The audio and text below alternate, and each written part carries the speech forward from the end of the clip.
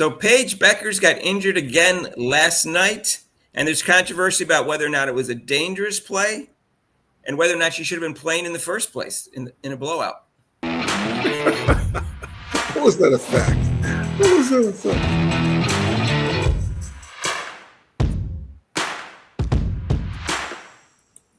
So, hey, if you haven't subscribed to our channel yet, please do so. Hit the notification bell when you do, so you get notified of our next video. So there's about a minute 23 left in the third quarter, up by 26, Connecticut. It's playing Villanova. And Paige, I don't know, she kind of like dribbled the ball off her foot and then went for the loose ball. And another player from Villanova went for it and dove on the ground and came from behind from Paige and hit her from behind in the knee. And she hurt her knee. Luckily, she didn't hit her from the side, because that would have been another tear in the knee. So we won't know the extent of the injury until they do an evaluation today, Rob. But that's two parts to this. One, should she have been in the game? And we'll start with that one first. Minute 23, 24 left, up by 26 against Villanova. She had played at that point 25 minutes. I mean, it's not like they were padding her stats or anything, but I mean, Gino knows, so he knows her pretty well. He knows what the score is, and people, they came to see her play, and I don't know. To me, it's just like one of those freak things that happened. You can't predict things are going to happen to you. So, I mean, yeah, I think she should have stayed in the game. Yeah, I think it's fine. They had somebody else at the table to sub for anyway. So that's what Gino said. There was someone else on the table that was about to come in for, which is kind of a strange time to substitute her, because it was like a minute 24 left in the third quarter. Why not just play her to the end of the quarter, which is what I think is reasonable. She had played 25 minutes. And, she was having a good game, too. She was 7 for 11 and had 9 assists and no turnovers, 15 points. She also had 3 rebounds and a block and 3 steals. She was playing well against a not so great team, Villanova, who lost their best player, Lucy Ilson, who went over to Iowa. But I have no problem with her being in there in the third quarter. The fourth quarter I would have a problem with. Right. So it was just bad timing in terms of the injury. I don't know why people – I had one broadcaster say, why is she in there? She's got a history of being injured. I go, it's third quarter. People pay to see her play. There's only 25 minutes. It's only 26 points. They weren't up by 50. It's, she's going to sit out the whole fourth quarter probably. Yeah. So I felt really bad. But, I mean, I can just imagine. I felt really bad for her when I saw it. I felt really bad. I was just like, oh, no. And I was kind of like, oh, geez, no. Hope she's okay. Can't do this. The woman that went after it, she was just trying to make a hustle play. She was going for the ball. It was a dangerous play, but it wasn't a dangerous play on purpose. Let's put it that way. So Paige said is a flagrant foul? Like she wants a flagrant, but it's not a flagrant foul. Maybe Paige should have dove on the ground, which was safer for her and more likely to get the ball instead of just like leaning over to pick it up. But I don't know. It's just I think it's just a freaky play. I don't think it was. Yeah, and unfortunately, like I've coached women's and girls basketball, and unfortunately, I could say that I've happened to my teammates and other players and other teams, where the women, they're, like I said, it's a ground game. So, but also it comes with the coordination too. I mean, they can't really just really stop on a dime. They really and when they're moving, they don't really have that kind of like evasive type athletic ability like the male. I'm sorry, I'm not being chauvinistic, but to me it seemed like that to avoid that. And there's a play where I was coaching my one girl, and she's doing the ball at the court. She stole it, and the other player came from behind, and my girl stopped, and the girl just plowed right into her. She didn't mean to do it, obviously. But just like, oh my gosh! I mean, I think if it was a guy, he would have gone around him, or if he plowed, he wouldn't go like right through her, or like she wasn't there. Right, and then people are going to say now that she's injury prone, and I maintain it's really hard to tell whether a player is injury prone or they had bad luck, because a lot of injuries are just bad luck in terms of how you. I mean, obviously, if you just like what happened with Cameron Brink. Nobody was on her. She just kind of like cut. All right, so that might be she gets injured easily. But in terms of how you got hit or how you collide with another player and how they hit you, that's just bad luck. That's just timing. And some players had more bad luck in their career than others. Other players are just injury prone. They just can't last as long as other players. Caitlin Clark doesn't seem to be injury prone. She hasn't any serious injuries. But at some point, she may have a bad luck situation and she may get injured. Someone comes at her at the wrong angle. If that was not from the side, Paige would be out right now instead of from the back. Mark, most of my injuries with my sprained ankle, it's a common one where you're up in the air and you come down on somebody's foot for an ankle injury. It happens a lot. Luck. Yeah, and then if it's happened to you a lot with sprained ankles, you kind of like, there's actually a way you could like actually when you feel it, you can kind of like, oh shoot, and you can kind of like you can kind of go with it and you'll sprain, but it won't be as bad as you would have if you just like came down and let it twist. It's weird because that's happened to me before. I was like, oh shoot, but then it's weird. I kind of caught myself and like, yeah, I sprained it, but not like really sprained. And then I kind of just walked it off. Right. Well, speaking of Paige, and I don't want to do a whole video on this yet because I think it's too early, but at the end of the year, we'll talk about it more. People are putting videos out about whether or not Olivia Miles is going to be the number one pick instead of Paige Beckers. Now, I think it's too early to go. And first of all, we don't know how serious this injury is. Second of all, let's have the whole season play out to see who actually played better.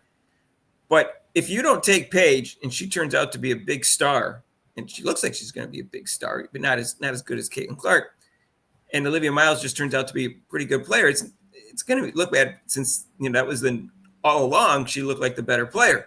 So it's risky just taking Olivia Miles, and she's not that fast. Let's be honest, but she's coming off an ACL too. I think she needs to lose a little weight. 6 months from now, maybe she'll be quicker because she's further away from the ACL, and maybe she'll lose weight throughout the basketball season. But I think she's kind of slow, and that is going to limit how great she is going to be in the WNBA. That doesn't mean she won't be an excellent player. I just think if she was quicker, she'd be even a better player in the WNBA because the players are quicker there than they are. Mark, you're exactly right, Mark. There's no way. There is no way I would pick her over Paige. I'm sorry. It's almost like it's like we say how we talk about how Asia Wilson was an MVP. Paige is she's still good. She's gonna be good. If you saw that game yesterday, she's gonna be freaking good. She's gonna be a significant factor. Anybody who gets her, if you pass, like you said, if you pass over her, I don't know what's wrong with you. I don't know. If this injury's serious, of course, now you would hesitate. But if it's not, she hasn't proven that she's injury prone yet. But if she gets another injury, then you start thinking that. But she had 9 assists and no turnovers during this game. Yeah. And she's shooting very efficiently. And she's also a good defender. Some say a very good defender. So that's an all-around player. And it's really hard to pass up. So, we'll see. We'll see what happens. But I'm not convinced I would take Olivia Miles over Paige Beckers. No. No matter how well. And I think at the end of the year, it'll be interesting to see, what team All-American the two of them make. I think Olivia Miles is going to be second-team All-American. And whether Paige makes first team or not, I don't know. Like I said in the last video, there's already 3 guards that could go ahead of her, and that's Juju Watkins, Hannah Hidalgo, and also Tanaya Latson. They're not going to be 4 guards on the first team All-American. So one of them are not going to make first team All-American. Well, let's hope that I think she went to the locker room. Paige went into the locker room and she came back out. She was in tears, but looks. If it was serious, she would have went to the hospital. So hopefully everything's okay. And he says, he says he hasn't really evaluated. Gino says that she seems to be okay. It might just be a little tweak, whatever. But hopefully she'll be back out there and she'll be out there proving how good a great a ball player she is.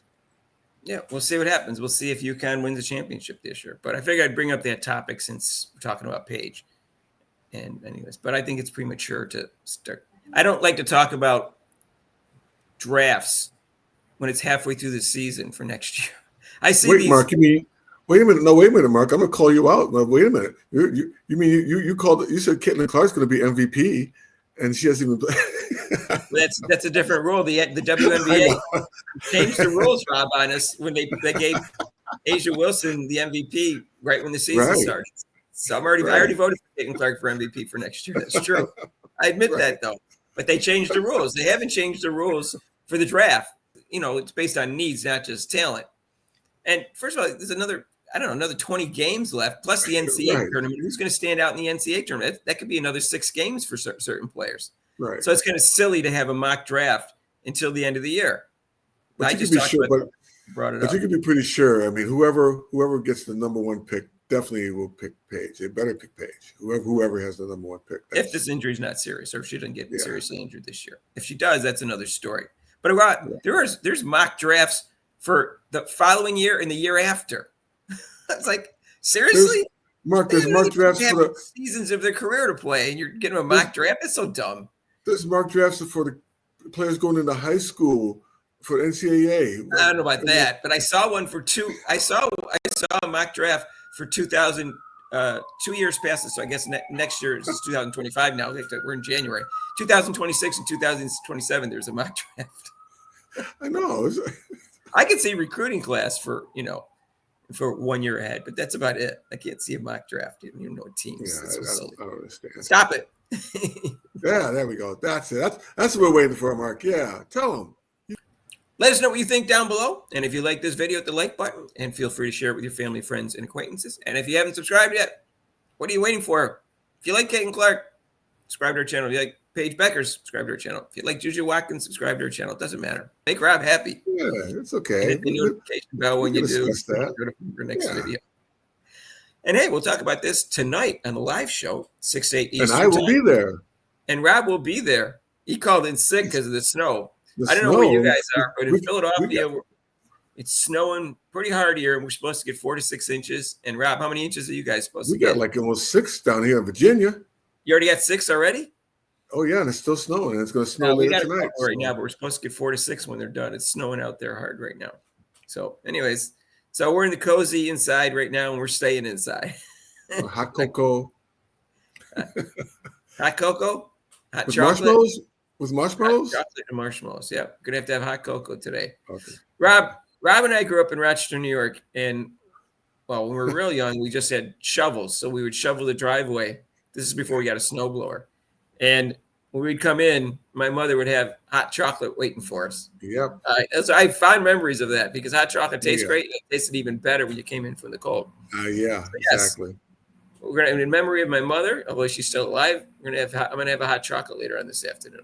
Remember my mom. What about you, Rob? Are you gonna have one? Oh yeah, of course. That was okay. Tradition there. So if you like hot chocolate, then you must like this video.